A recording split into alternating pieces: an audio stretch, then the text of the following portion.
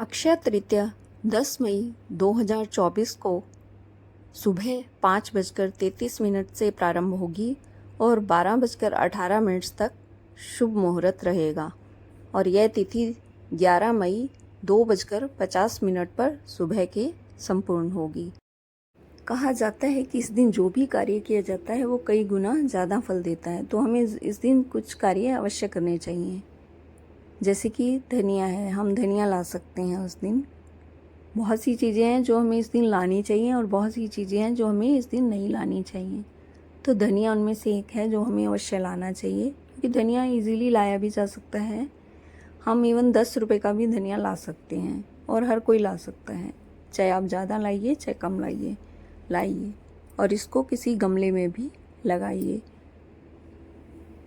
ये खुशहाली का प्रतीक होता है, इससे घर में खुशहाली आती है,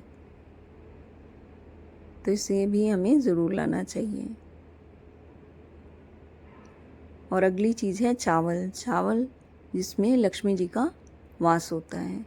चावल हमें इस दिन ज़रूर लाने चाहिए। चावल 10 किलो तो कम से कम लाने ही चाहिए और चावल ऐसे होने चाहिए जो साबुत हों, अक्षत, बिल्कुल टूटे हुए ना हों। नाम से ही पता चलता है कि अक्षय तृतीया जिसमें खंडित नहीं होता, तो इसी तरह चावल भी हमें साबुत वाले लेने चाहिए, इस तरह के, कोई टूटा हुआ चावल ना हो जिसमें। और ऐसे ही चावल हमें नॉर्थ ईस्ट में स्थापित करने चाहिए अपने घर की, बहुत ही अच्छे माने जाते हैं। हमें इस दिन कोई बर्तन भी अवश्य लेके आना चाहिए, चाहे वो चांदी, तांबे, पीतल, किसी धातु का हो, तो यह भी हमें ज़रूर लाना चाहिए। कहा जाता है कि सोना चांदी इस दिन खरीदना शुभ होता है।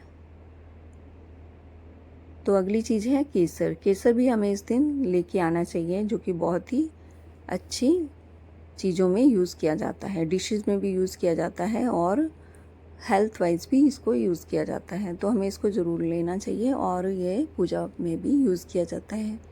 इसका तिलक बहुत ही अच्छा माना जाता है, तो हमें तिलक के लिए या खाने के लिए, डिशेस के लिए या हेल्थ वाइज भी इसको लेके आना चाहिए उनके लिए। अगली चीज़ है जौ। कहा जाता है इस दिन जौ का सत्तू ज़रूर खाना चाहिए, जो कि बहुत ही अच्छा माना जाता है। जौ भी इस दिन हमें ज़रूर लाने चाहिए, क्योंकि इसमें लक्ष्मी जी का निवास होता है, तो इस दिन हमें जौ लाने चाहिए और वो रोपित भी करने चाहिए। जौ को हमें लगाना भी चाहिए। जौ लक्ष्मी जी की प्रिय वस्तु हैं। कहा जाता है इन जौ में लक्ष्मी जी रहती हैं, निवास स्थान होता है इनका, तो इस तरह से हमें जौ भी लानी चाहिए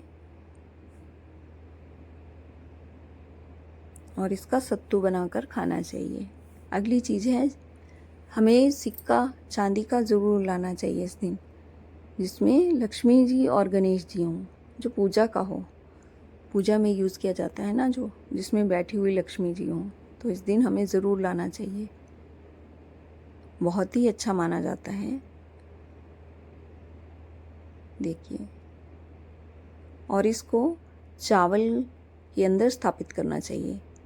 देखिए जिस तरह से मैं स्थापित कर रही हूँ, आधा हम चावल भर देंगे इसमें लोटे में और उसके बीच में हम चांदी का सिक्का रखेंगे और इसको वापस ऐसे डाल के पूरा भर देंगे और इसको पूजा के लिए स्थापित करेंगे, इस पर दिया लगाकर और उसमें केसर वगैरह डालकर तो पूजा करेंगे।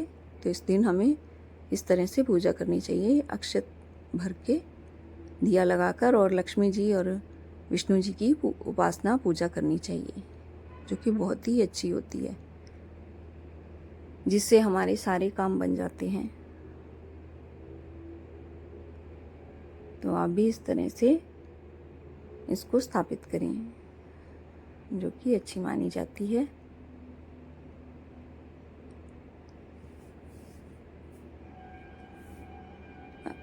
देखिए, बाद में हमें इस सिक्के को अपनी तिजोरी में रख लेना चाहिए और दिवाली पे इसकी पूजा करनी चाहिए। और चावल का हम यूज़ कर सकते हैं। चावल को हम जैसे भी हो पूजा में वैसे यूज़ कर सकते हैं, और इसी तरह जौ को भी हम यूज़ कर सकते हैं। जो चीज़ें हम लेके आ रहे हैं, धनिया भी हम इसका भी यूज़ कर सकते हैं।